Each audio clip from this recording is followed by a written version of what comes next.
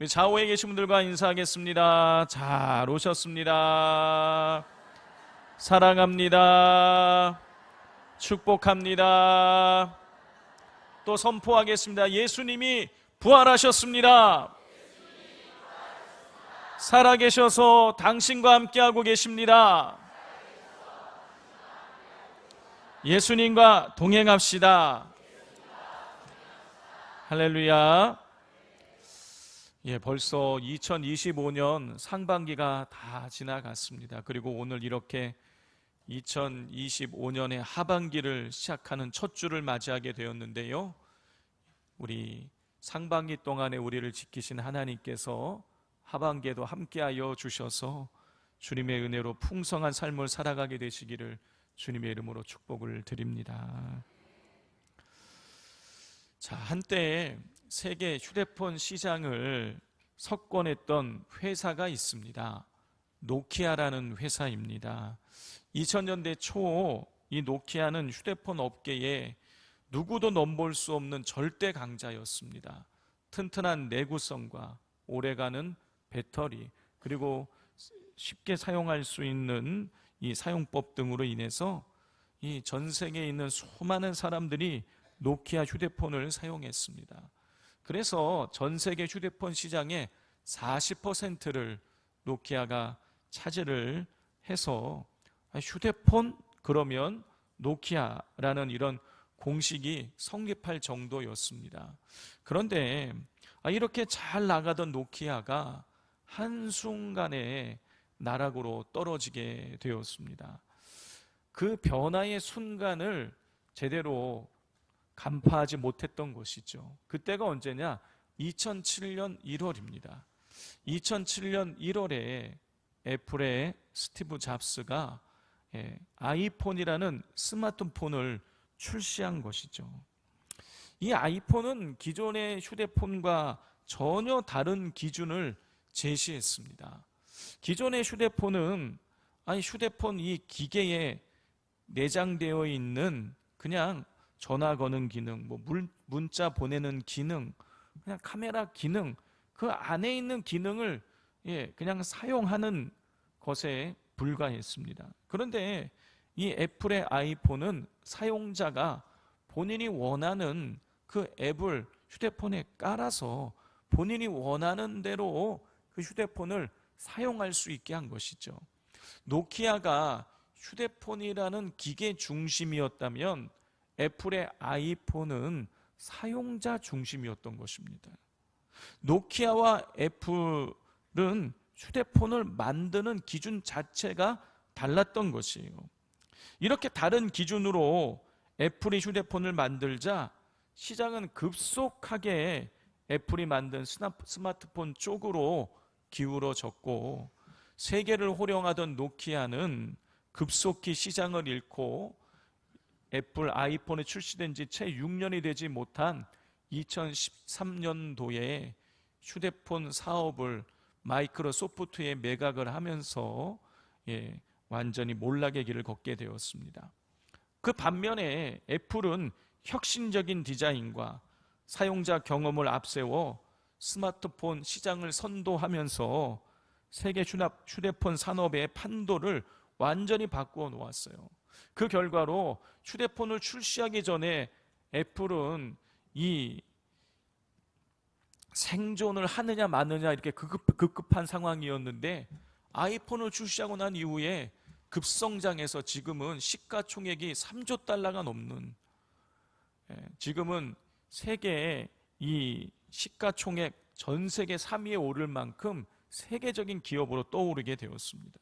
성도 여러분, 기준이 바뀌면 판이 바뀌고 그리고 새로운 길이 열리게 되는 것입니다. 신앙생활도 마찬가지입니다. 기존에 내가 가지고 있던, 내가 세워놓은 기준을 고집하게 되면 영적으로 성장하지 못하고 오히려 퇴락하게 됩니다. 그러나 복음이 제시하고 있는 새로운 기준을 내가 받아들이게 되면, 그걸 붙잡게 되면 여러분, 우리 신앙의 새로운 길이 열리게 되는 것이죠. 자, 이런 사실을 오늘 본문을 우리에게 잘 보여주고 있습니다. 여러분, 이 오늘 본문의 배경은 이것이에요. 사도 바울이 이 1차 전도 여행을 잘 마치고 돌아와서 선교 보고를 한 이후에, 그리고 나서 그 안디옥 교회 성도들과 오래 머물러 있었습니다. 자, 바울은 선교 보고 1차 전도 여행을 마치고 돌아와서 선교 보고를 할 때에 두 가지를 보고했습니다. 첫 번째는 하나님이 자신들을 통해서 행하신 일, 두 번째는 하나님께서 이방인들에게 믿음의 문을 여신 것을 보고했어요. 그리고 이 사도행전의 정황상 이 바울의 보고의 내용이 안디옥 교회의 모태 교회가 되는 예루살렘 교회에 전해지게 되었습니다. 자, 그리고 예루살렘 교회의 바울의 선교 보고가 전해지고 난 이후에 이런 일이 있었어요. 우리 1절을 같이 한번 읽어보겠습니다. 시작. 어떤 사람들이 유대로부터 내려와서 형제들을 가르치되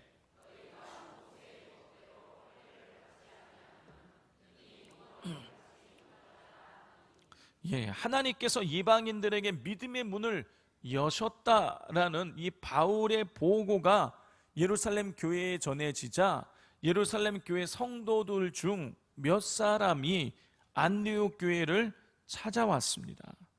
그리고 말하는 거예요. 모세의 법대로 할례를 받지 아니하면 능히 구원을 받을 수 없다.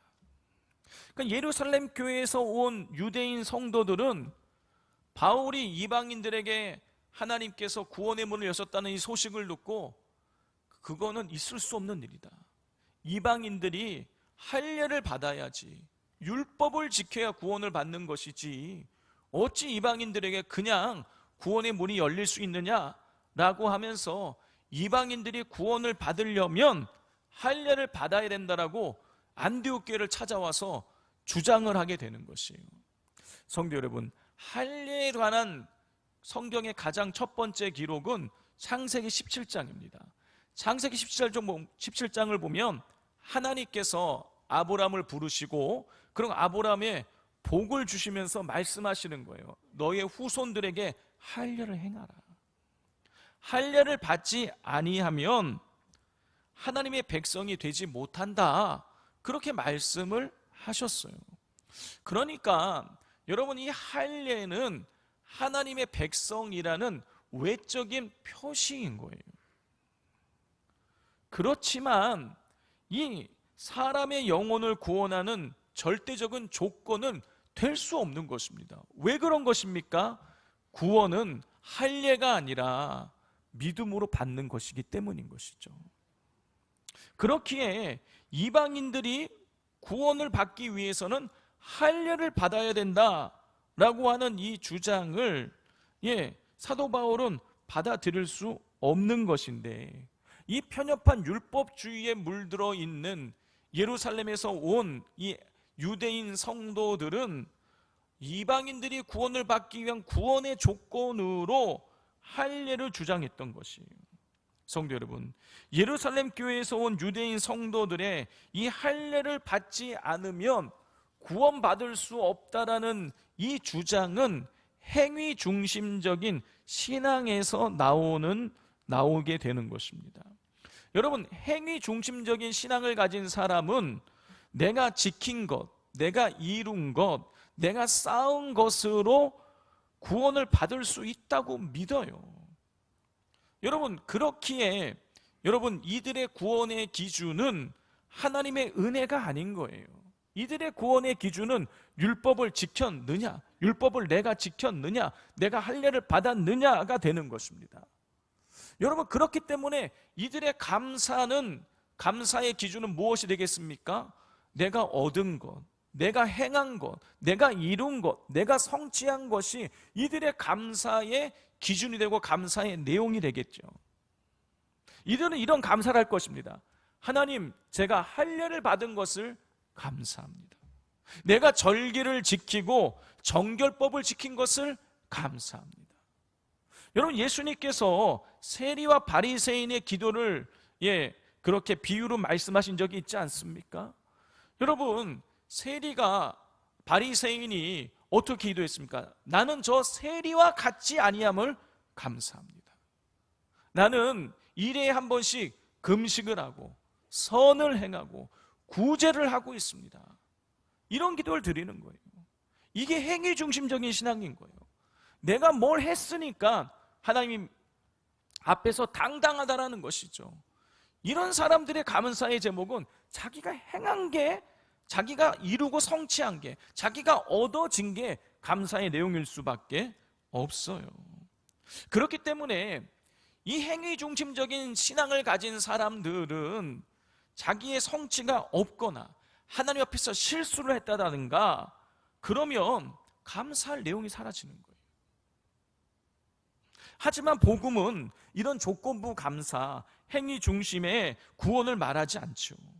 복음은 우리가 구원받는 것이 율법을 지켰기 때문이 아니라, 인간이 뭘 했기 때문이 아니라 오직 예수 그리스도의 은혜로 말미암은 것이라고 가르쳐주고 있습니다. 그렇기에 바울과 바나바는 이방인들이 구원받으려면 율법을 지키고 할례를 받아야 한다는 예루살렘 성도들의 주장을 여러분 받아들일 수가 없었어요.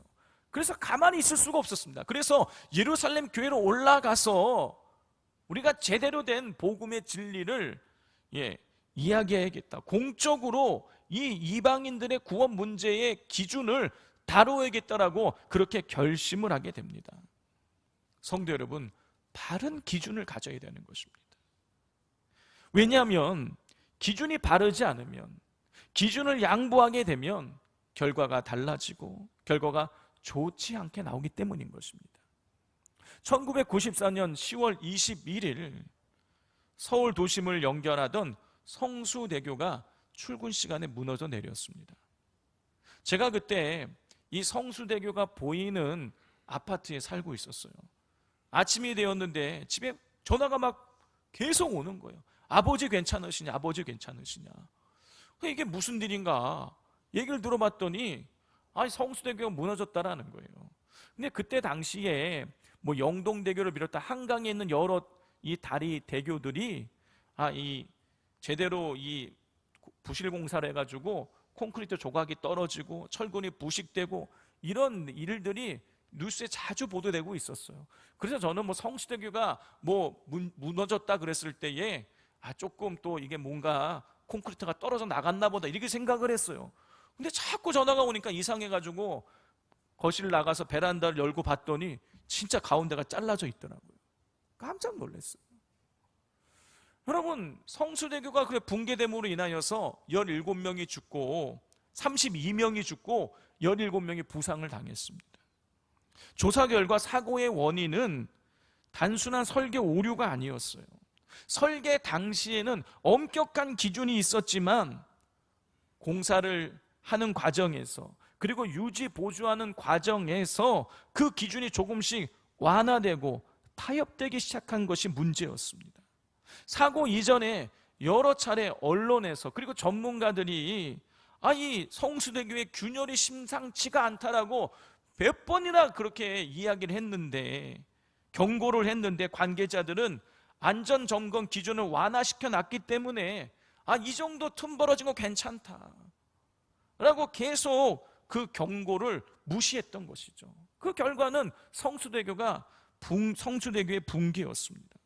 여러분, 만약에 그 관계자들이 처음에 세웠던 그 엄격한 기준을 제대로 지키고 있었더라면 제대로 공사가 됐을 것이고 제대로 관리가 됐을 것이고, 그러면 성수대교가 붕괴되지 않았을 것이에요.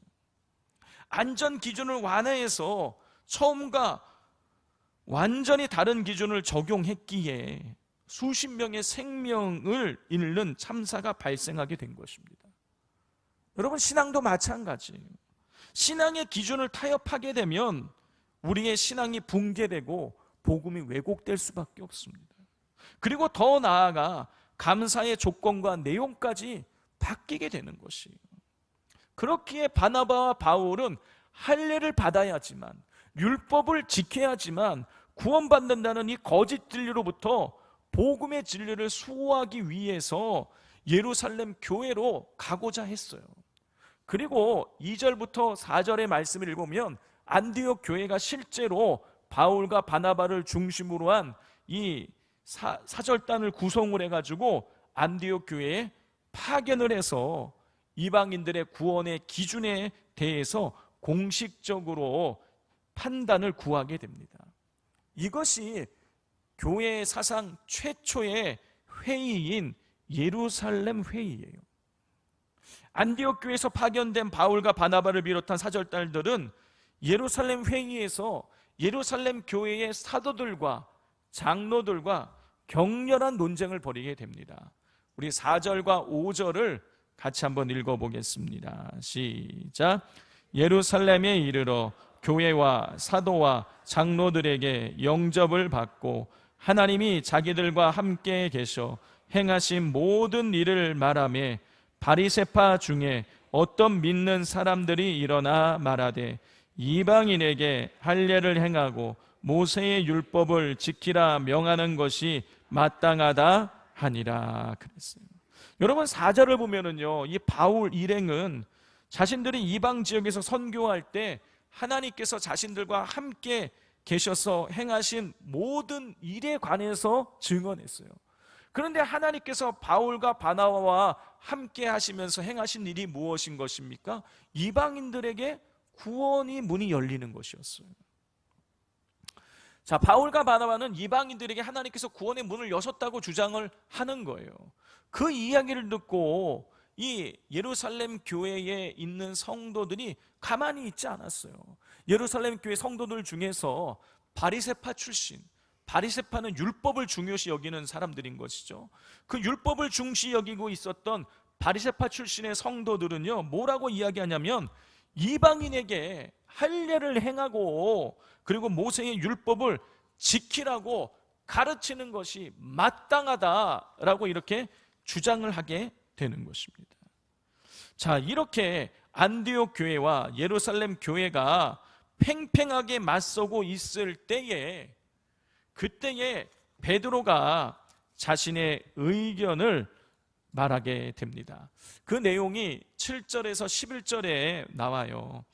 우리 7절과 8절을 우리가 보면은요, 어떤 내용이냐면 이 베드로는 하나님께서 자신을 선택하셔서 이방인에게 전도, 복음을 전하게 하셨고, 그리고 자기가 복음을 전할 때 이방인들이 믿게 되었고, 믿게 되었을 뿐만이 아니라 이방인들에게도 성령이 임하게 되었다라는 사실을 증언하는 것입니다.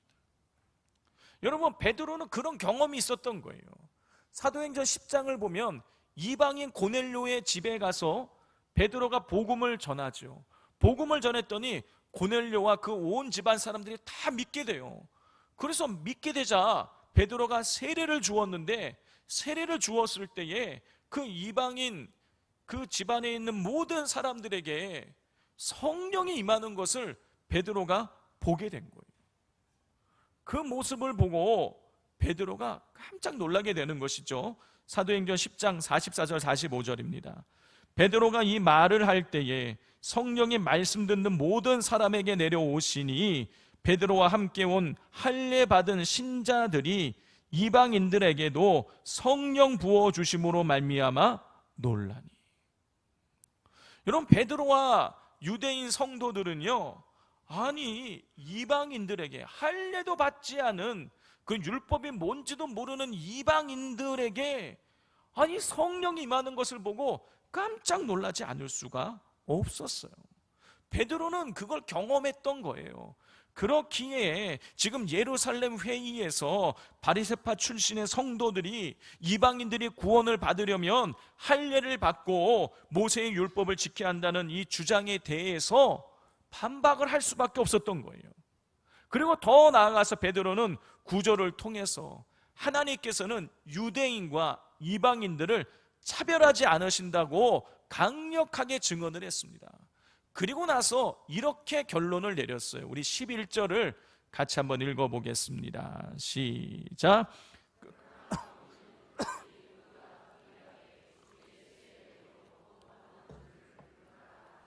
베드로는요, 유대인이나 이방인이나 차별이 없이 동일하게 예수님의 은혜로 구원을 받는다고 증언을 하였어요.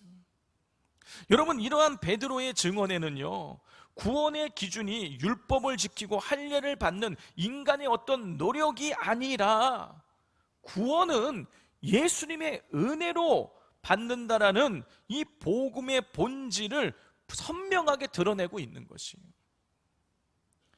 자, 그렇기에 베드로의 이 증언 이후에 그렇게 팽팽하게 맞서던 살아는 판을 거둘 것만 같은 그 예루살렘 회의의 이 분위기가 수그러들게 됩니다. 그리고 난 이후에 이 예루살렘 교회의 대표를 맡고 있었던 예수님 동생 야고보가 일어나서 이 14절에서 18절 말씀을 통해서 아모스서의 말씀을 인용하면서 뭐라고 이야기하냐면, 성경을 인용하면서 하나님께서 유대인들에게 뿐만이 아니라 이방인들에게도 구원의 문을 여신 것이 틀림없다. 그거를 아모스서를 인용해서 이야기를 해주는 거예요. 그리고 난 다음에 이 야고보가 이렇게 말을 합니다. 우리 19절 말씀을 같이 한번 읽어보겠습니다. 시작. 그러므로 내 의견에는 이방인 중에서 하나님께로 돌아오는 자들을 괴롭게 하지 말고 그랬어요. 야고보는요, 이방인 중에서 하나님께 돌아온 자들, 이방인 중에서 예수를 믿게 된 자들을 괴롭게 하지 말자고 제안해요. 무슨 뜻이냐? 이방인들에게 할례를 받게 하거나 율법을 지키는 것을 강요하지 말자, 그렇게 말을 하는 거. 왜 그런 것입니까?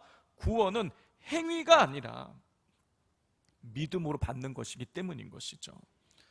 그리고 난 이후에 이 야고보는 이런 이방인들에게 몇 가지를 당부를 합니다. 우리 20절을 같이 한번 읽어보겠습니다. 다만 우상의 더러운 것과 음행과 목매어 죽인 것과 피를 멀리하라고 편지하는 것이 옳으니. 야고보는요, 이방인 성도들에게 우상의 더러운 것, 음행, 목매어 죽인 것, 피를 멀리하라고 당부했으면 좋겠다라고 이렇게 권면을 합니다. 성도 여러분, 지금 야고보 사도가 이 할례 받지 않고 율법을 지키지 않아도 구원받을 수 있다라고 말하는 것은요, 조선시대 때의 양반들한테 상투 자르고 수염 자르고 그리고 그 쌍놈들이랑 같이 겸상하라고 하는 것만큼 충격적인 일인 거예요. 유대인들에게는요, 이건 엄청난 일인 것입니다. 그런데 그런 엄청난 이야기를 하고 난 직후에 우상의 더러운 것과 음행과 목매어 죽인 것과 피를 멀리하라는, 어찌 보면 굉장히 사소하게 보이는 일들을 지금 이방인들에게 권면해야 된다고 말을 하고 있는 거예요. 왜 야고보는 그런 엄청난 어마어마한 그런 파격적인 이 일들을 먼저 이야기하고 난 다음에 이런 사소한 일을 말하고 있는 것일까요? 이유는 두 가지예요. 우상의 더러운 것과 음행과 목매어 죽인 것과 이 피는 이방인들이 우상 숭배를 드리는 우상 숭배 문화와 아주 깊게 연관이 되어 있었기 때문인 거예요. 그래서 우상을 숭배하는 그 문화를 끊어버리게 만들기 위해서 이런 것들을 멀리하라고 권면할 필요가 있다고 이야기하는 것이고, 또 한 가지 이유가 있는데 그 이유는 유대인 성도들과의 화합을 위해서인 것입니다. 유대인 성도들은 우상에게 더러운 것, 그리고 음행과 목매어 죽인 것과 피는 부정한 것으로 생각하고 있었어요. 그렇기에 이방인 성도들이 그걸 가까이 하게 되면 이 유대인 성도들과의 관계 속에 어그러짐이 생길 수 있는 것입니다. 그래서 성도 간의 화합을 위해서, 그리고 우상 숭배의 문화를 벗어나기 위해서 최소한의 신앙 기준을 제시했던 것이에요. 자, 이러한 결정으로 인해서 초대교회의 구원의 기준이 율법에서, 인간의 행위에서 하나님의 은혜로 바뀌게 되는 거예요. 성도 여러분, 구원의 기준이 내가 무엇을 하고 무엇을 지켜야 하는 것에서 전적인 하나님의 은혜가 된다면 당연히 감사의 기준이 바뀔 수밖에 없는 거예요.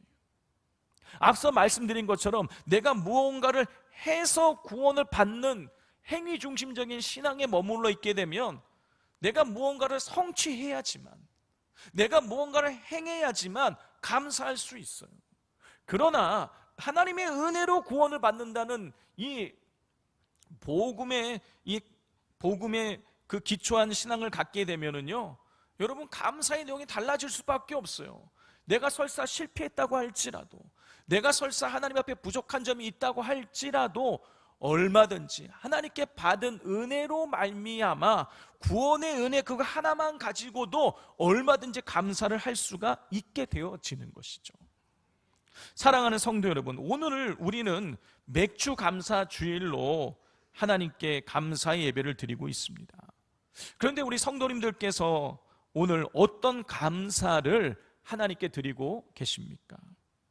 우리의 감사는 내가 무언가를 얼마나 지켰느냐, 얼마나 행했느냐, 얼마나 많은 것을 성취했느냐, 얼마나 남들보다 앞서 갔느냐가 아닌 것입니다. 우리의 감사의 기준은 오직 하나, 하나님께서 내게 베푸신 은혜여야만 하는 것입니다. 열심히 농사를 짓는 한 농부가 있었습니다. 이 농부는 매년 추수 때가 되면 정확하게 그 곡식의 양을 저울에 달아 측정을 해서 하나님께 헌물을 드렸어요. 그는 정확한 무게와 양을 측정을 해서 하나님께 11조를 드리고 헌물을 드리는 건데 그는 온 집중을 하고 있었습니다. 그러던 어느 해에 심한 가뭄이 들어서 수확량이 형편없이 줄어들게 되었습니다. 농부는 생각했어요. 무게를 달아보니 너무 많이 이 작황이 줄어든 거예요. 그래서 생각한 것입니다. 올해는 작황이 안 좋으니 곡식이 적은 만큼 11조도 적게 드려야겠다. 감사 예물도 적게 드려야겠다라고 생각했어요. 그리고는 작은 자루에 곡식을 담아가지고 성전으로 가지고 가고 있었습니다. 그런데 그 길가에서 잘 알고 지내던 한 농부를 만나게 되었어요. 그 농부가 묻습니다. 자네 올해도 하나님께 헌물을 드리러 가고 있군, 이렇게 이야기했어요. 그러자 대답했습니다. 그래, 하지만 올해는 수확이 너무 적어서 작년보다 훨씬 적게 드리네. 그러자 그 이웃이 말하는 것입니다. 나는 오히려 올해 더 많이 드리기로 했네. 작황이 이 지경인데도 우리를 굶기지 않으신 하나님께 얼마나 감사한지 모른다네. 농부는 그 말을 듣고 마음이 찔렸습니다. 그리고 그는 깨닫게 되었어요. 내가 지금껏 감사한 것은 곡식의 양 때문이었지 하나님 때문은 아니었구나. 이것을 깨닫고 난 이후 그는 양을 기준 삼던 감사에서 하나님의 은혜를 기준 삼고 감사하게 되었다고 합니다. 사랑하는 성도 여러분, 성도님들의 감사의 기준은 무엇입니까? 내가 무엇을 얼마나 이루었느냐, 얼마나 얻었느냐, 얼마나 지켰느냐, 얼마나 성취했느냐가 감사의 기준이 되면 여러분, 우리는 실패하고 넘어지는 순간에는 감사할 수 없게 됩니다. 그렇게 되면 범사에 감사라는 우리를 향하신 하나님의 뜻은 이룰 수 없게 되는 것이죠. 그러나 감사의 기준이 하나님의 은혜가 되면 절망적인 상황 속에서도 얼마든지 감사할 수 있게 되는 것입니다. 성도 여러분, 내 삶이 내 뜻대로 되지 않아도, 내 계획이 무너졌어도 여전히 나를 사랑하시고 구원해 주신 하나님의 은혜는 변하지 않습니다. 우리가 복음을 믿는다는 것은 은혜로 사는 삶을 선택하는 것이고 은혜에 반응하는 감사의 삶을 살아가는 것을 의미하는 것입니다. 그러므로 오늘 맥주 감사 주일에 우리가 드리는 감사는 올해 상반기에 내가 무엇을 성취했기 때문이 아니라 그 모든 시간 속에서도 나를 지켜주시고 붙들어 주신 하나님의 은혜에 대한 감사여야만 하겠습니다. 사랑하는 성도 여러분, 이 시간 새로운 감사의 기준으로 새롭게 감사하실 수 있기를 바랍니다. 율법이 아니라 하나님의 은혜로, 내 행위가 아니라 하나님의 사랑으로, 작은 성공이 아니라 끝까지 나와 함께 하시는 하나님의 은혜로 인해 새롭게 감사하시기를 바랍니다. 감사할 때에 우리 하나님께서 부어주시는 그 기쁨과 은혜가 더욱 충만하게 채워지게 될 것입니다. 기도하겠습니다. 항상 기뻐하라. 쉬지 말고 기도하라. 범사에 감사하라. 이는 그리스도 예수 안에서 너희를 향하신 하나님의 뜻이니라. 하나님, 이 말씀을 우리 가슴에 새깁니다. 우리가 무엇을 성취했기 때문에가 아니라, 내가 무엇을 지키었기 때문에가 아니라 하나님의 은혜 하나만으로도 감사하며 살아가게 하여 주옵소서. 우리가 새로운 기준을 가지고 새롭게 감사함으로 하나님을 영화롭게 하며 살아가게 하여 주옵소서. 예수님의 이름으로 기도드립니다. 아멘.